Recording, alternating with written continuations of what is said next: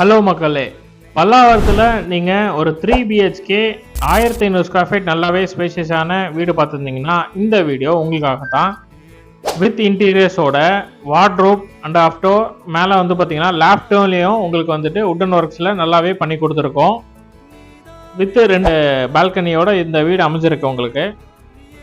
இந்த individual house உங்களுக்கு பார்த்தீங்கன்னா லேண்ட் அண்ட் பில்டிங் ரெண்டுமே சிஎம்டி அப்ரூவ்டு கொடுத்துருக்கோம்.